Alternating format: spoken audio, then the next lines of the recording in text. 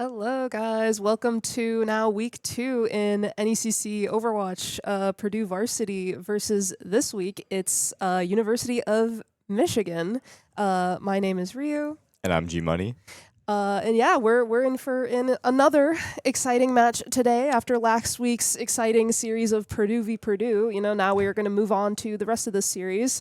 But now a completely changed and new version of the game, guys. We're finally into, the new 2026 Season 1 version of Overwatch with the 5 new heroes, all new sub-roles, new map changes, at the very least to Gibraltar, which is something we see very often here in these series. So it'll be very interesting to see how that plays out here in the first week of NECC with these changes. Now, I do believe all 5 new characters are going to be available to these NECC players, so it's going to be really interesting to see what kind of comps they use, if they use any of these new characters, say a jetpack cat. I want to see how that kind of fits into their team's playstyles. Michigan and Purdue, very large schools with strong teams here tonight. With the new characters especially, it's going to be cool to see how they adapt and use those characters and what sort of new comps are created in this new era of Overwatch and rebranding, with dropping the 2, Dropping just the 2. Overwatch. Yep. And beginning of this new Season 1. Yep, absolutely. It's going to be very interesting, like you mentioned. Some of these heroes I think people think are very strong off the bat.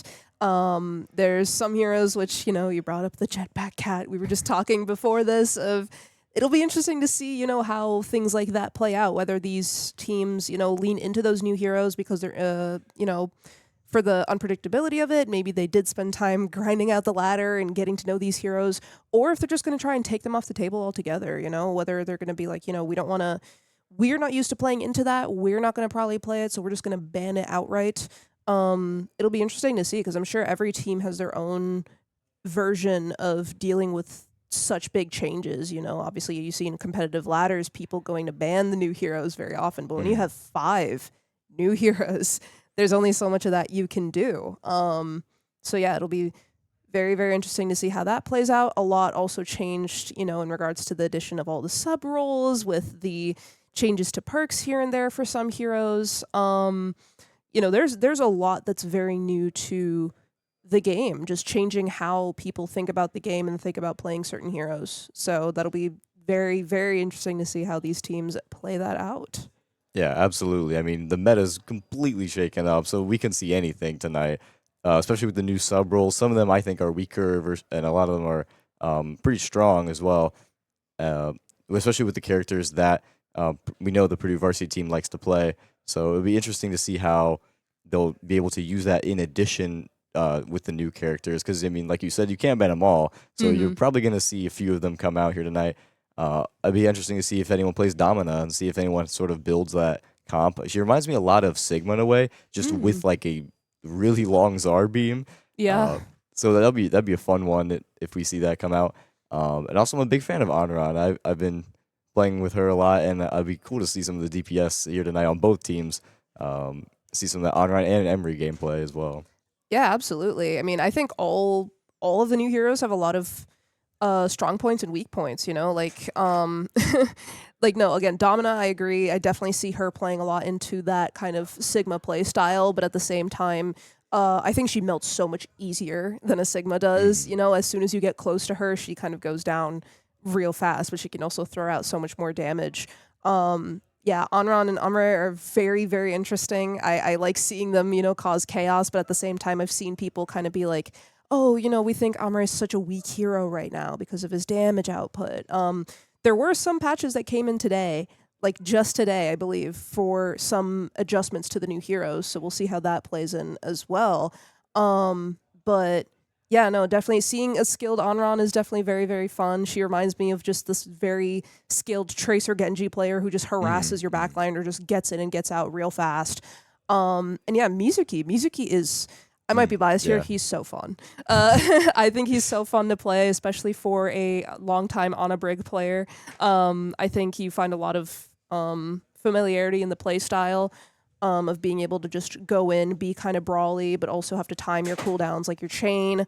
I think it's fascinating. And yeah, a lot of them I think do attune to the playstyles that we see from our players on Purdue varsity. I could definitely see Abcasta pulling out the Domina, as he's known to play Sigma at times, and Zarya as well. I could definitely see our DPS easily pulling out the Amre or the Onron.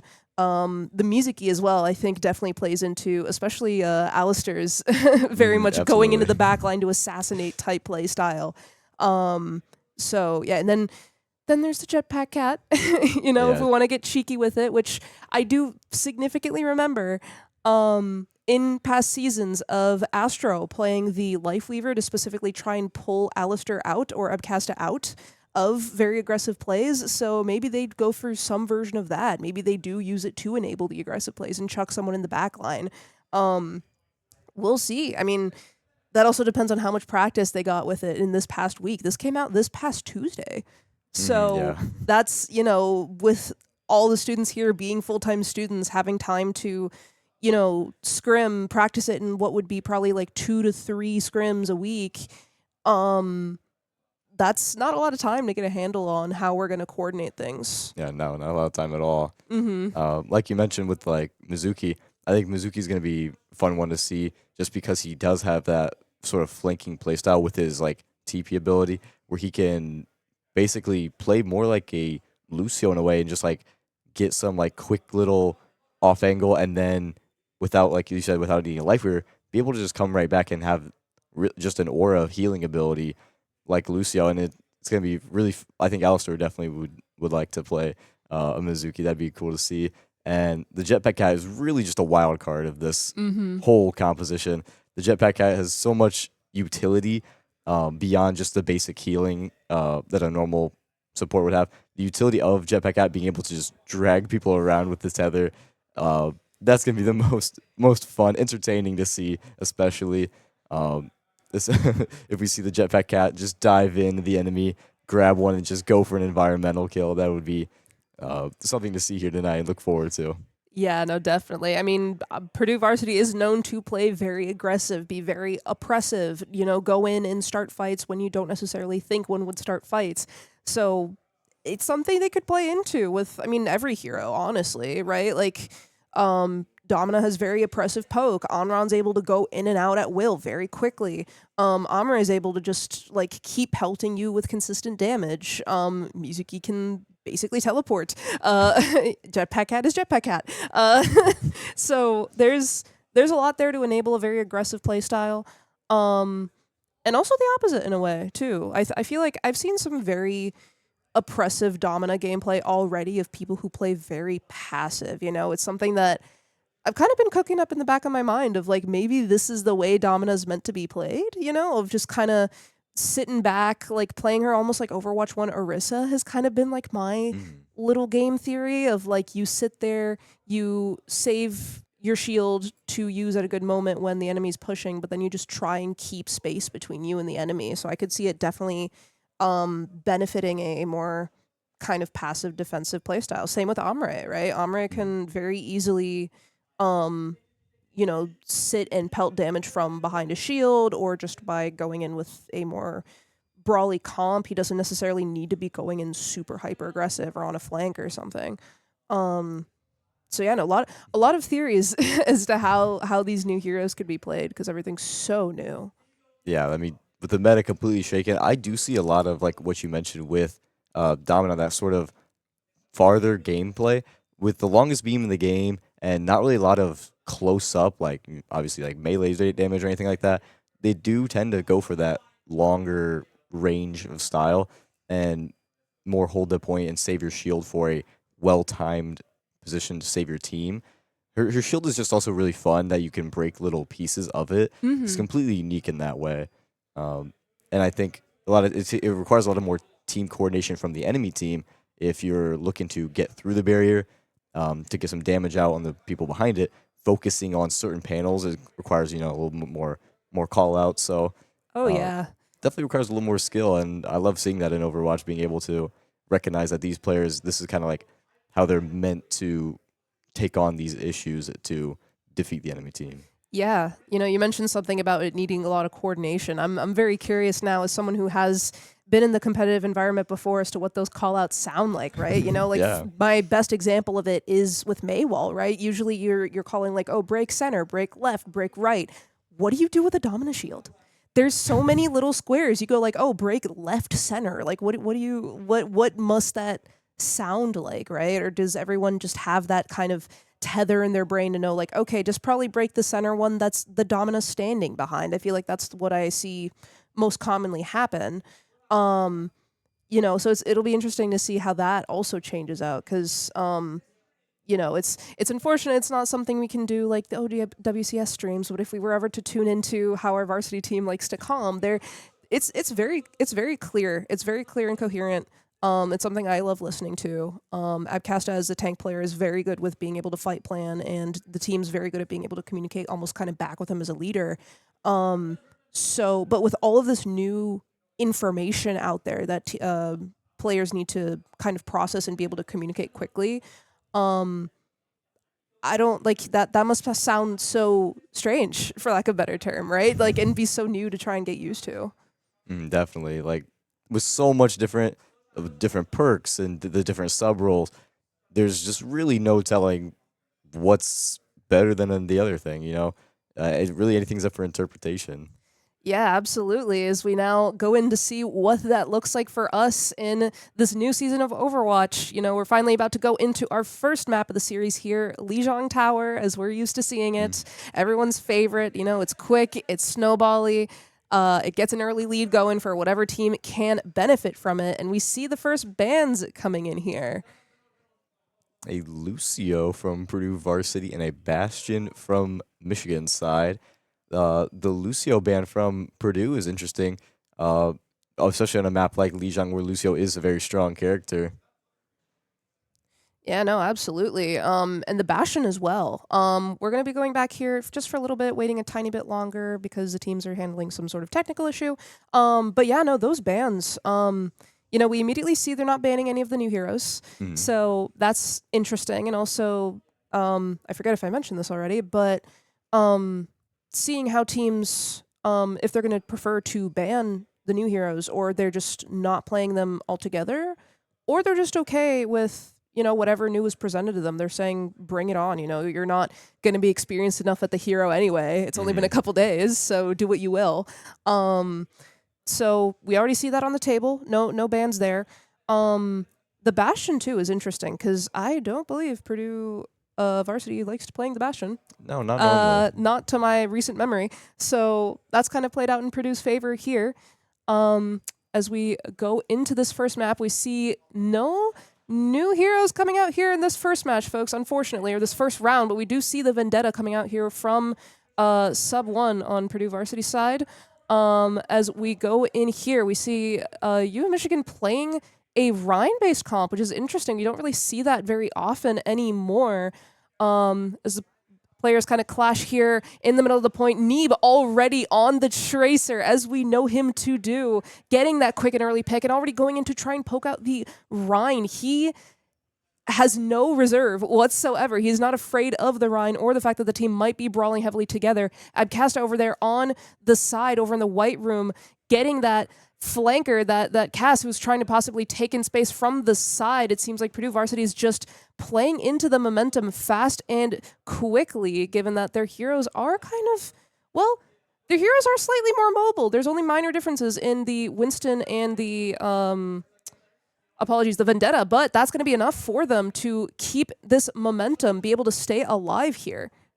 Yeah, and looking at Neeb here in this like few opening plays, Neeb has a lot of ballsy plays, especially just going straight into the face of T-Shark, the Rhine on Michigan, being able to just completely like ignore the potential threat. Ooh, yeah, we see Abcasta there possibly just in an effort to try and exchange picks there. We saw sub 1 go down early in that fight after getting out from potential poke. We see, though, Purdue Varsity kind of trying to make up for lost space. Neeb here already sitting here in the back in their spawn, potentially looking for a cheeky pulse. But yeah, we saw Yeah, no, eventually Purdue Varsity just kind of getting pushed out of their space there, trying their best to keep pressure, but not being able to do so because they lost one there. Ryan coming out here with the Shatter, not finding any purchase off of it. Alistair coming with the Kiriko ult here to push back with that momentum. We see Neeb successfully find someone with that Pulse Bomb as well. So Purdue Varsity still being able to maintain that pressure despite the fact that Michigan did win that previous fight there. It seems like point wasn't able to go to them. They were just too slow to get there. Yeah, Purdue varsity held on very well there. It looked a few fights earlier they lost Abcasta, but were able to maintain the fight and maintain their position well enough to keep Michigan off of the point, especially in this Ryan comp that likes to move more as a single unit.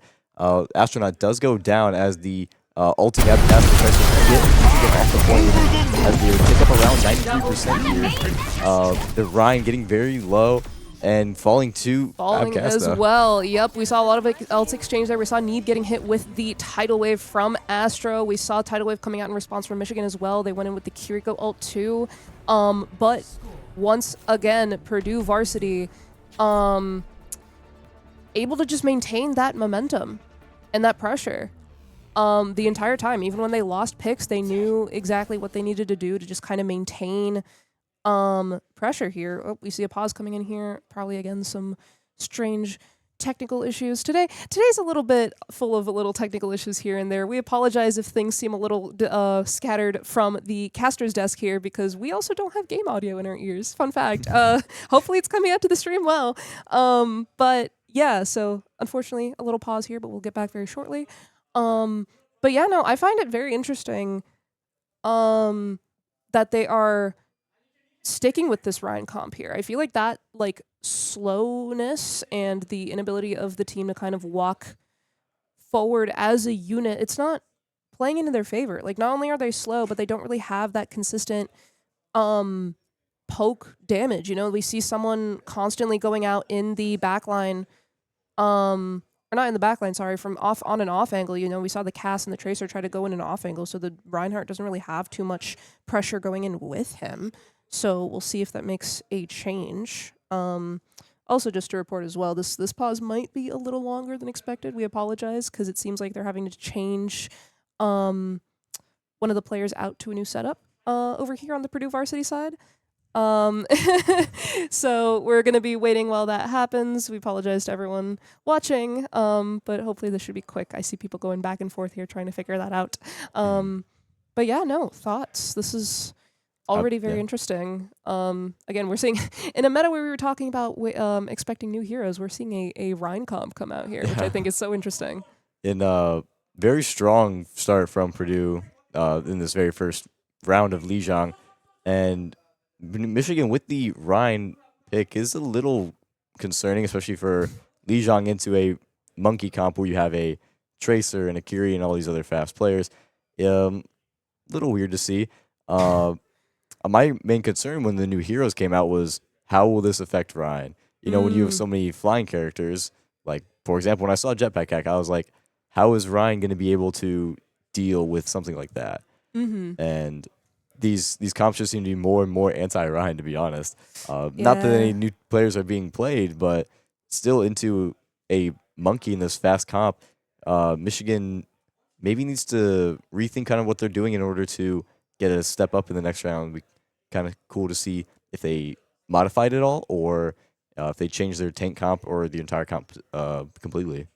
Yeah, I mean, because it always depends, right? When you're at such a high level of gameplay, it's always a gamble as to whether or not, you know, do you want to go with a comfort pick that you know you're very mechanically strong with, you know your cooldown timings very well, or do you go, hey, no matter how good I am at Reinhardt, I don't think it's going to work into this more kind of mobile surround style comp that Purdue Varsity is playing. So even if I might not feel confident on, you know, let's say a Hazard, let's say a Winston, something that is a little more mobile, is that the play to make? You know, that's always what is in question here when you're at such a high level of play, which, you know, not to brag, but I feel like Purdue Varsity is very good at adapting to that because all of our players do have that wide hero pool, right? They make a conceited effort to make sure they know at least a little bit of everything that, hey, if we need to play something slow, this is what I'm going to do. If I need to play something fast, here's what I'm going to do. So that'll be interesting to see if that pick comes in, or that switch comes in already in what will be the second round. Hopefully, I assume that we will be going back into just the second round. There are some instances where sometimes technicalities will make it to restarting the entire map, but hopefully that's not the case. As I hear we're about to go back into the map once more. So let's see where we are. We are back where we left off, thankfully, as the team is clearly antsy to start here, waiting desperately. Alistair trying out that new mouse, maybe? Maybe, yeah, no. Trying to practice those quick flick shots right before we go in here to this new round. And we do see Michigan having made a giant change to their comp here and bringing out the first of the new heroes that we see. We see Amre come out from Nervy Titan over there.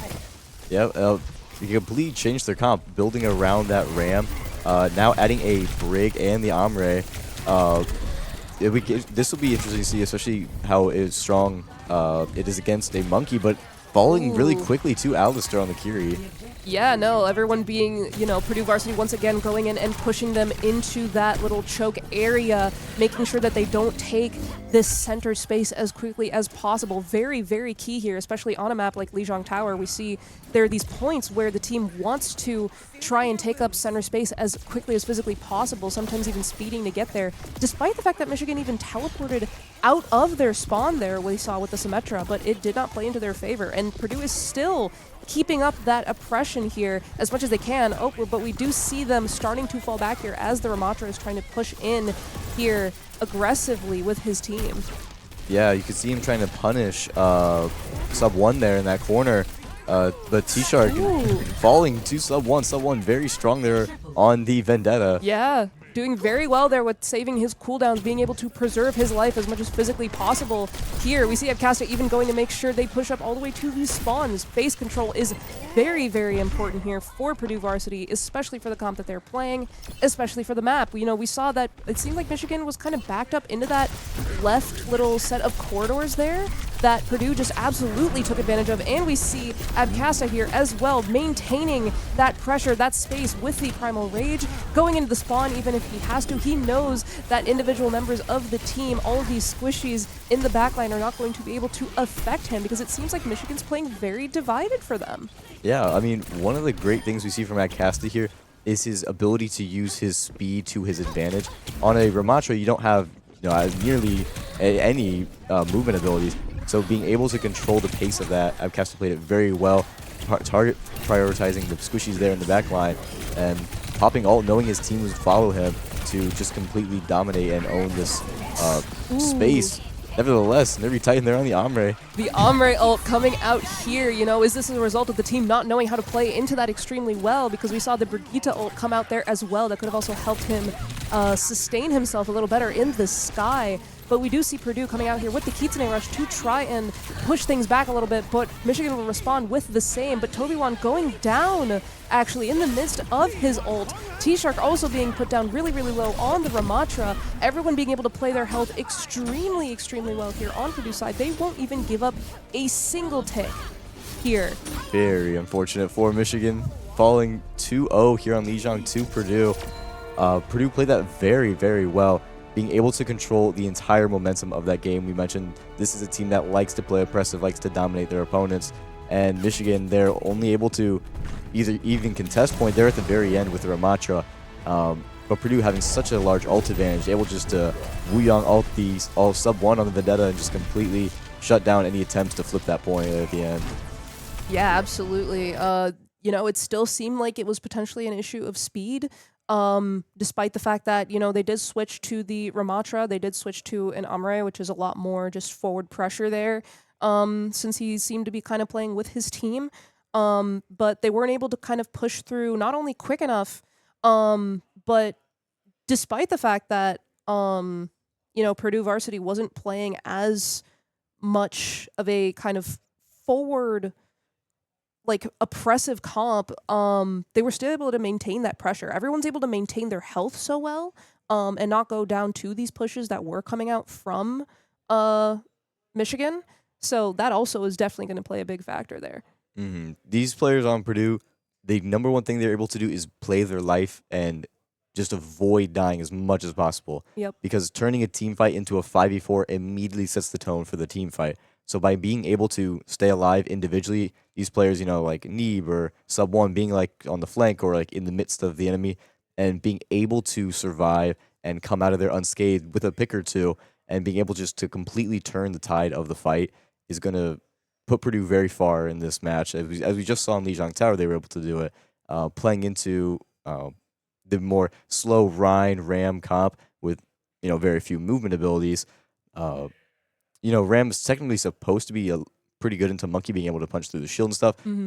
But I mean, Purdue able to show like, hey, it doesn't matter if you're countering us with certain heroes. We're gonna play what we're gonna play, and we're gonna play it well and show that it doesn't matter if you try to counter pick or run a different team comp. We know what we're playing, and we're able to do it at such a high level that we're gonna completely dominate this match. Yeah, absolutely. I think, you know, you brought up the point there of like Ramatra technically being really good into playing into that comp, but still, I think it comes back down to, you know, me saying it before of everyone on Purdue varsity is very, very good at playing for their life. And that's something that if other teams don't realize it enough, I think plays to their downfall, right? You normally expect, you know, there's going to be some weak link on a team that you play into.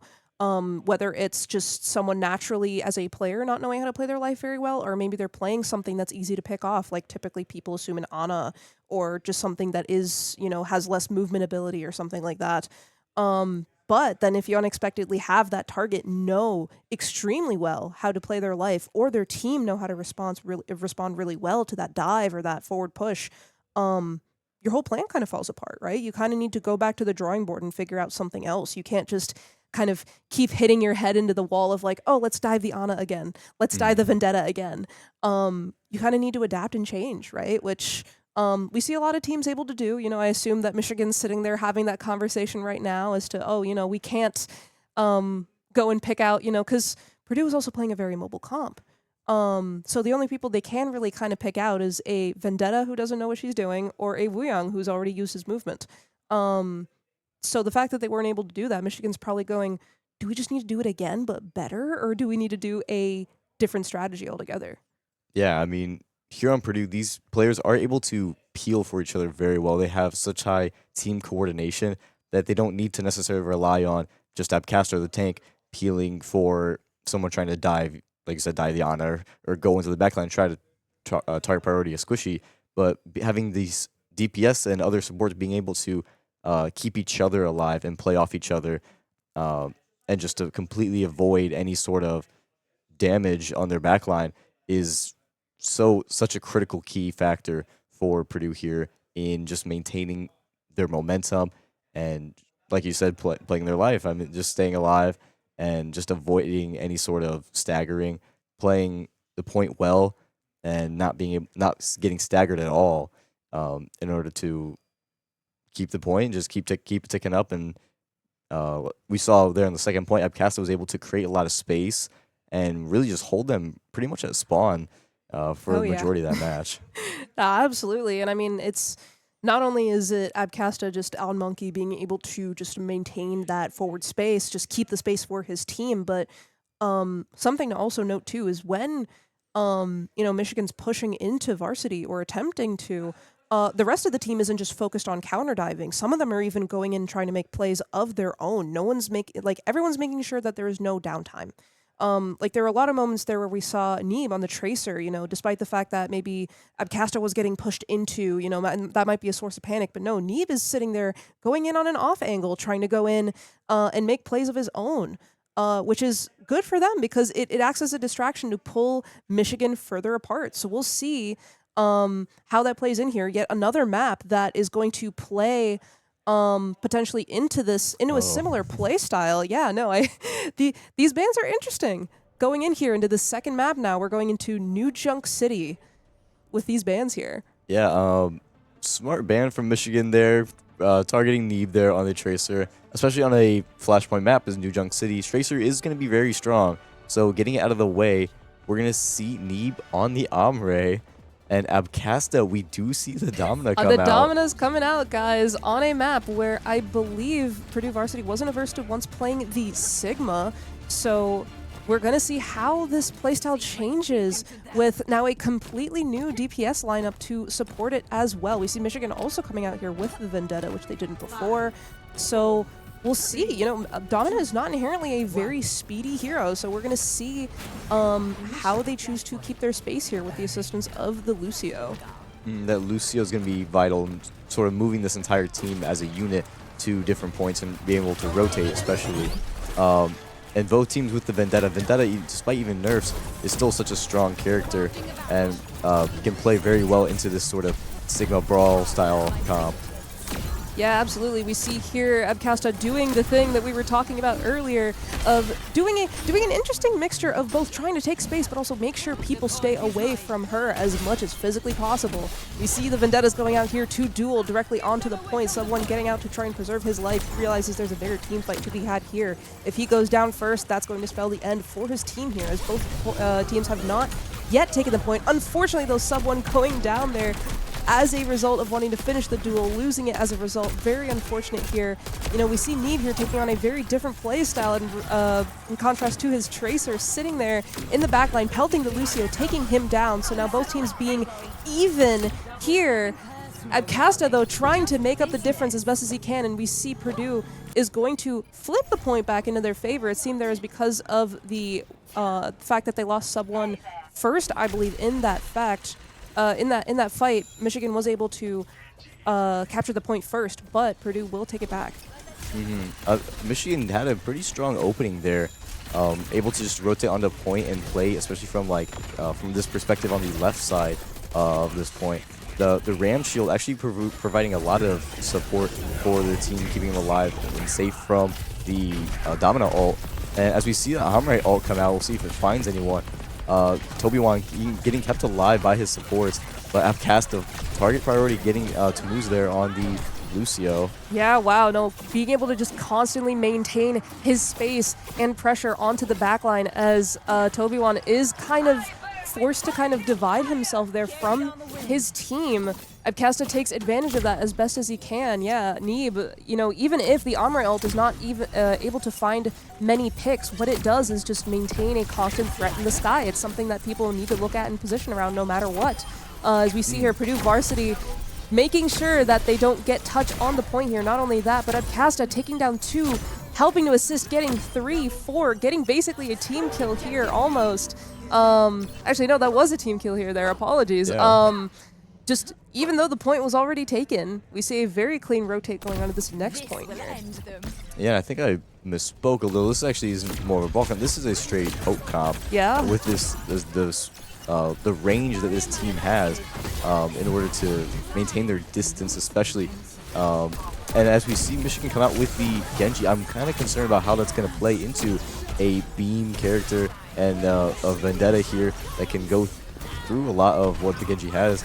And we see Michigan falling very quickly here to Purdue Varsity as they try to get this point.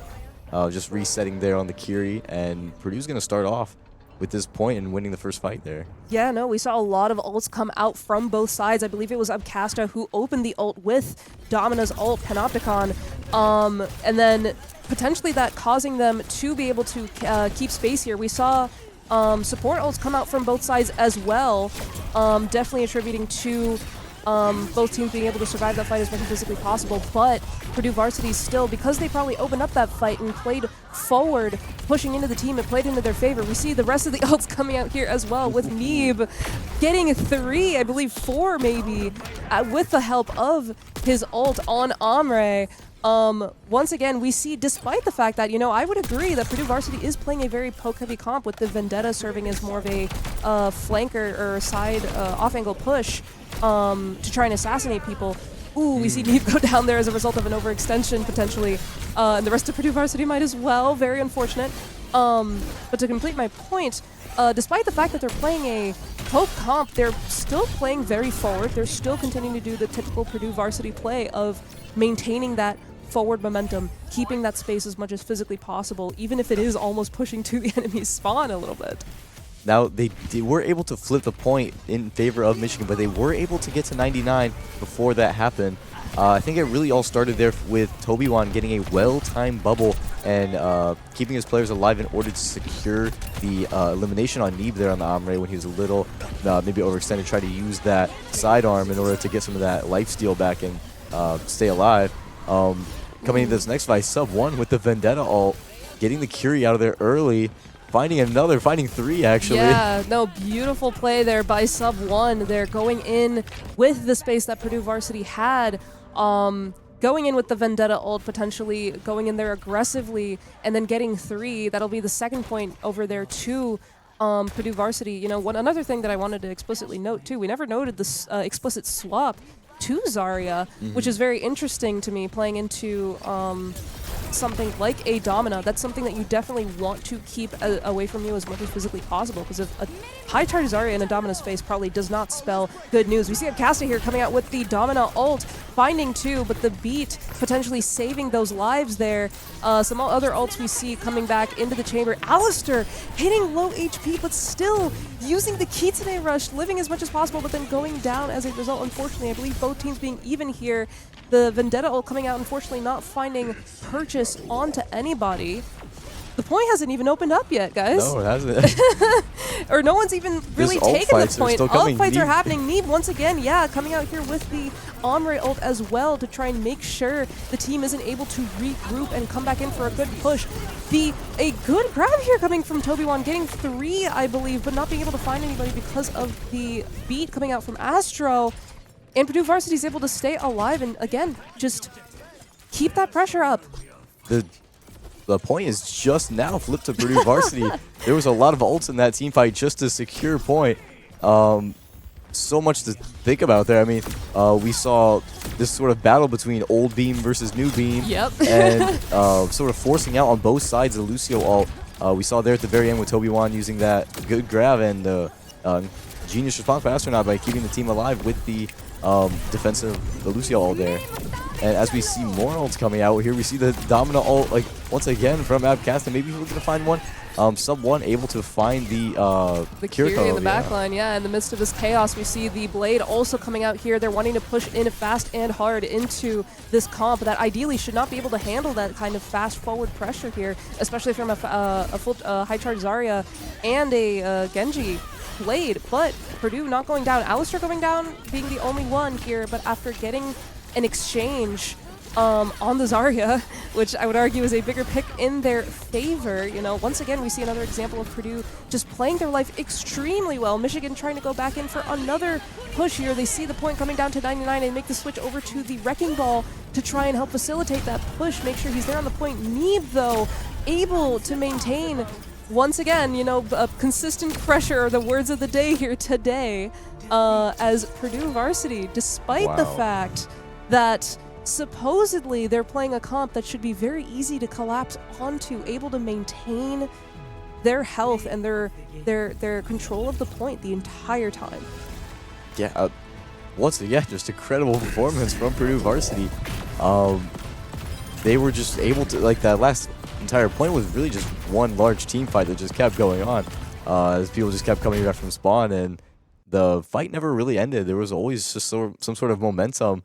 It kind of swung both ways, back and forth, but ultimately Purdue Varsity was somehow in the background just completely controlling point and keeping Michigan off it. And I think a lot of it had to do with the smart ult usage that we saw from Purdue Varsity side here tonight. Yeah, for sure. I think, you know, control is another key word here where, you know, we kind of saw there a little bit in that play of the game where we saw Neeb playing that Omre. I think the fact is that Purdue's able to scatter Michigan a lot. They're having them be very scatterbrained, having to be play very reactively almost, with just having to react to, you know, a Vendetta potentially going in on an off angle. Again, an Omre just approaching on an off angle. A Domina who's able to just, again, be just consistently oppressive. There's too much to look at. And again, the fact that potentially they're new heroes is probably a lot to also process as well. You know, it's not as registered in muscle memory for these players. So it seems like they just have Michigan very scatterbrained. I'm very curious to see how they respond to this, though, because we are now in match point in this series. So things are now very dire. You know, Michigan either needs to bring out something tried and true or try something completely new. Yeah, and one of the things we were looking forward to seeing was the Domina, and Abcasta we saw played the Domina there. And it's really satisfying to see Domina play because it's a tank that can secure a lot more elims. With the hard beam that it has, the long range beam, finishing in the final like singular shot is Mhm. able to finish off a lot of those squishies that Abcasta is able to track, and rewards that those mechanics that he has, able to finish off those squishies there in the back line especially. And like you said, I'd be kind of curious to see how do you respond to that. This is match point. I mean, if Michigan is wanting to completely, flip us over, I mean, we have to lock in. We have to basically look at what we've been doing the past 2 rounds, see, okay, what went wrong? What was Purdue able to put on us that we weren't able to respond to, and completely change your comp and playstyle in order to accommodate that. And with the Domino especially, it's such a, obviously new playstyle to think about how to counter. But I think if Michigan, if you're really going to have to analyze sort of, we're getting scattered, what can we do to stay together more, play as a unit, and just avoid the overwhelming pressure that Purdue is able to put on, even with the Domina, dominating the team. Yep, the Domina dominating as her character is almost meant to do. Yeah, no, one thing that's very interesting there with what you just said, I was thinking in the back of my head, both of these maps have been very brawl heavy, I guess, despite the fact that, Lijiang's very enclosed and Newjung City is, very wide open, but they've been very brawl heavy, especially with the comps that were picked here. So I was like, oh, maybe this isn't Michigan's bread and butter. Maybe they're prone to more playing something like a dive comp on Gibraltar or something. But first of all, that's not what we're going to see here for this next map. But second of all, with their problem having been this scattered play style and not being able to sustain themselves, that's probably not their bread and butter, is what I'm going to guess here. Coming out with these bans here as well, very interesting, with Purdue Varsity banning the Kiriko and Michigan banning the Vendetta. I understand the Vendetta ban for Michigan with sub 1, but the Kiriko ban. I mean, Kiriko is, always such a strong support, but at this high of level, these support players can really play anyone, and depending on how they want to, progress, depending on their tank and their build for this next match, I think the supports will be able to just sort of play whatever. Oh boy, on everyone. Both sides. On both sides, we see Fika, the Jetpack Cat, as well as the Onron coming out here for U of Michigan, and the Domina being a returning character here on Purdue Varsity side. And we see the May Bastion.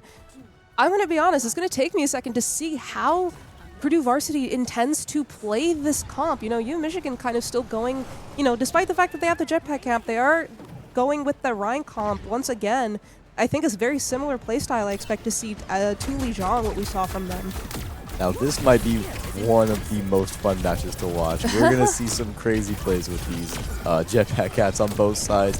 Early on, we see sub 1 on the May, finding the Tracer there, sort of. Yeah, marking the Oh my gosh, yep, marking the Reinhardt. The Reinhardt almost going down, but no, the Jetpack Cat coming in to save the day here. I feel like that's the first time I've seen a Jetpack Cat not pull someone in and actually pull someone out. I bet everyone here is familiar to all the silly plays we've been seeing with that thing. But now, the one also thing about Jetpack Cat is being able to be very good with your movement here. We see almost going down here. Going down here now as a result to Abcasta poking what CVG Neebs started. You need to be very, very good with your movement, almost like a Mercy, to be able to avoid a very good hit scan player or just oppressive poke here. Yeah, what's crazy about the cat is that she's so fast, being able to just zip around the map and just completely be like a fly, almost very hard to hit. Toby-Wan does go down on the cat to Neeb. Great target priority there from Purdue, not wanting to deal with the flying Rhine situation there.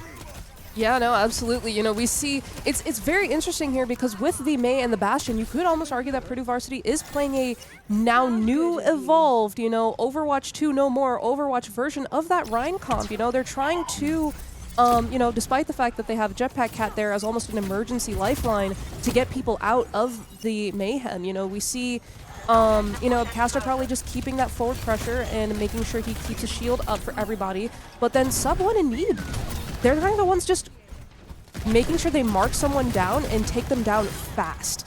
Jetpack Cat here just proving to be a relocation tool, a very quick and swift relocation tool for the team here. And that's why we see a lot of the cat being played. The Shatter coming on Shatter me. hitting 3 there, taking down 2 of those, being the ones with ults there that could have potentially maybe even turned that fight for them, but to no avail. Very good Shatter there from T-Shark. Switching the bot over to their favor, finishing off Alistar as well with a little bit of a stagger. We'll see potentially the bot now moving in Michigan's favor. I see now, where are they taking this Reinhardt? Are they taking him to the spawn?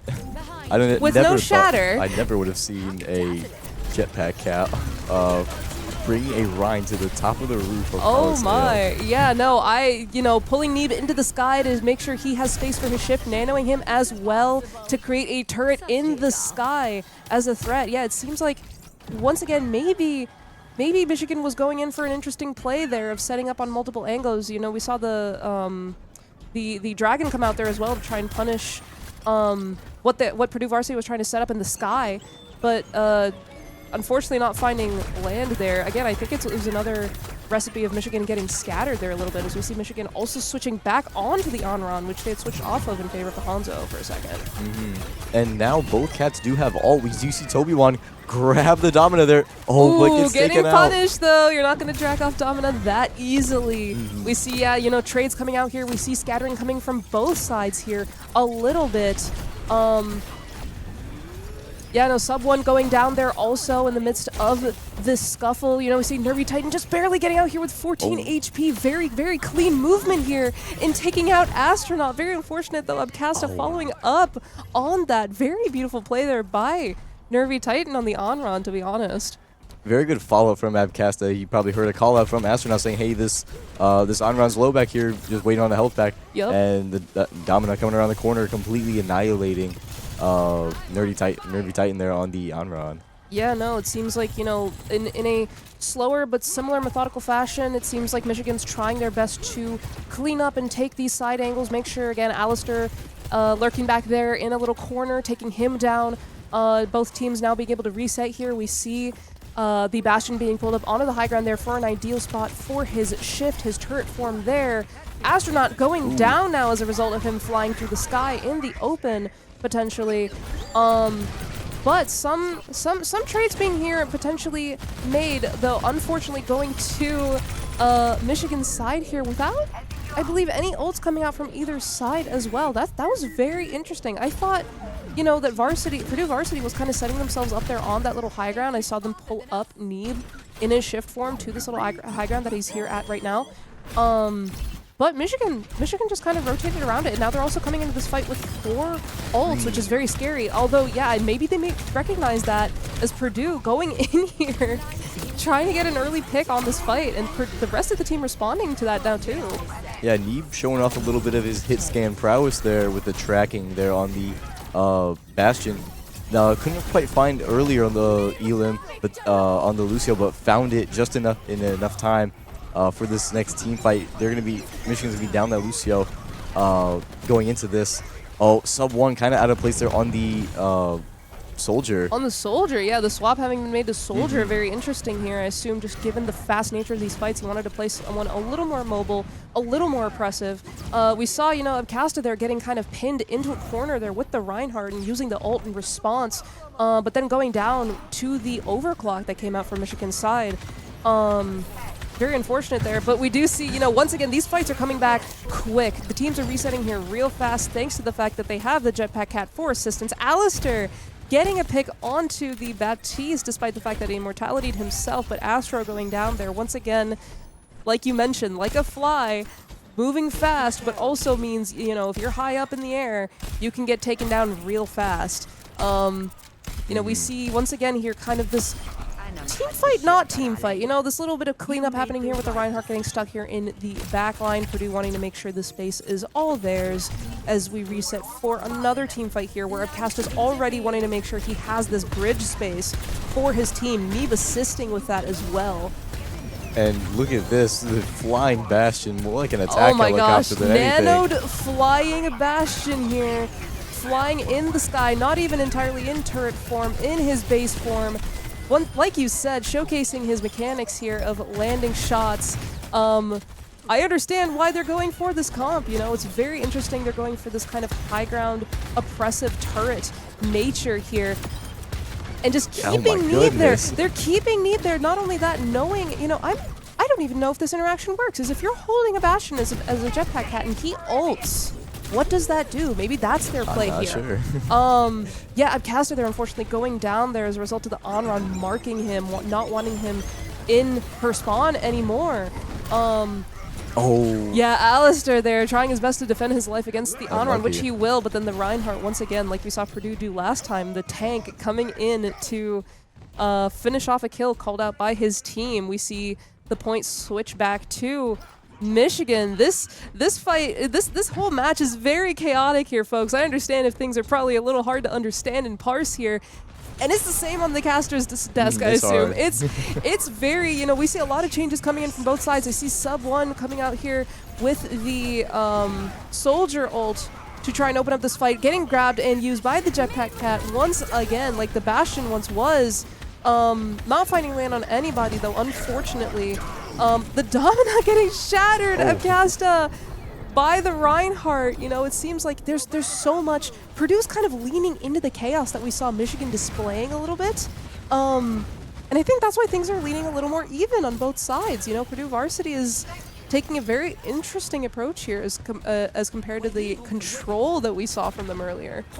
By no means is Michigan out here. The Onron they're pushing their barrier. They do have about 40 meters to get up on Purdue. We do see Abcast looking to sort of maintain their distance here. The Onron versus the Soldier. Yeah, very impressive there. It's very hard to track a target that's moving real fast and is burning you the entire time. You know, we see a very masterful gameplay here of the Onron. I almost feel like that's kind of Michigan's linchpin here, is if they are able to capitalize on their Onron gameplay here and catch out Purdue Varsity's players while they're alone, that might kind of be what they need to do. And that's kind of what we see happening here in these fights that they're winning. I mean, Purdue's whole dogma has been more like separate, and destroy. And if Michigan's able to win some of these 1v1s or these more smaller separated team fights, they might have a chance to maybe push it a little bit farther and make this more of a close match. Abcasta does find two moves on the BAP, and the Rhine getting pretty low here. Abcasta looking to get behind him, behind the shield, as the tank sort of 1v1. T-Shark just looking to rotate back on the point, play the objective there. Yep, getting slept here, Neeb, in an attempt to try and assassinate the Ana. The Ana will still go down, though, as Astronaut comes to his aid on the Jetpack Cat. In the midst of all this chaos, yeah, it seems Purdue Varsity will still hold here and take what was a match point here, guys. Don't forget, this was the match point here in this series for Purdue Varsity, and despite the fact that they leaned into chaos and tried something so new, it still played into their favor. They still were able to maintain their health. We saw a lot of adaptability coming out here. You know, it was very... I was very fascinated by the Jetpack Cat gameplay on both sides, but since we saw Astro there, you know, using his mobility tools to enable plays. You know, he was constantly dragging the Domina into position, the Bastion into position, holding one of the DPS while they were ulting. It kind of does feel like, you know, this is kind of me coming to my own personal realization of Jetpack Cat kind of feels like the new evolved Mercy, despite how chaotic it might be. Yeah, I mean, Jetpack Cat, hands down, is going to be a very annoying character to deal with because this is a character that plays like a Mercy with the double the speed and fuel of like a Pharah, and with the addition of being able to rotate your team. Yeah. We saw there on the Rhine for Michigan, one of the reasons Michigan actually was able to get as much distance as they did was that they were able to rotate, you know, more immobile characters like a Rhine. If you're able to move a Rhine, just drop him in the middle of a team, just swing his hammer, that's going to do a lot of damage. And going into these next few weeks of NECC and Overwatch as a whole for Season 1, that the Cat's going to be very, very hard and difficult for these players to sort of navigate and find what's the best way to deal with it. We'll probably see a lot more hit scan come out. We saw like with the Bastion as well. Something just that can mitigate some of the effects of that. some of the attack helicopters that we saw with the ulting soldier and the Bastion in his turret form with his perk, being Mm-hmm. able to just completely shred the enemy team. So the cat was just so fun to watch, very Yeah, entertaining. wow. Wow. Like I think honestly it's so interesting to see when you are at such a high level of play, how fast you can get your team to regroup and get into position is so important. Mhm. To the point where that's why we see these some teleports. That's why we see the Lucio speed boosts going into sometimes swapping off of the Lucio or whatever is helping you speed. Now Jetpack Hat changes the game entirely, right? You have Yeah. a permanent source of not just speed, but just at Mach 5 having to drag somebody into the enemy team, not just out of spawn, but when they're ulting or just getting them into the correct position. Um, it's it's such a game changer, and I feel like if anything in the future, um, University of Michigan kind of has now a new thing to learn from this. I feel like with the kind of comp that they were leaning into and wanting to play with the Reinhardt, which seems like their bread and butter, if they are kind of, if we see them later in the series and we see them pull out the Jetpack Cat again with the Ryan, I would not be surprised. I could see it definitely benefiting those comps a lot. Absolutely. I would love to see a rematch between these two Titans later in the NECC season, just to see how much these teams have adapted and learned from each other. And then, especially as the meta grows, I mean, this is a completely new season, and things like a market and like an economy, things just kind of like naturally work itself out in ways. Yep. And eventually, people will find their niches and play styles for these new characters, and we're gonna see the reflection of that, especially in these NECC matches in the following weeks. Yeah, absolutely. We hope you guys enjoyed the chaos here with us during this first week of new and improved Overwatch. The teams are adapting with us. We're adapting to watching it as well. And like you said, it'll be interesting to see as everything kind of mellows out and people find their niches, figure out how things work, how things evolve. Our understanding of that will evolve as well.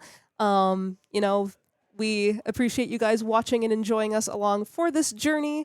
And yeah, no, that was a very fun, interesting series. No, I believe last week wasn't a 3-0. Or it was. I can't remember off the top of my head.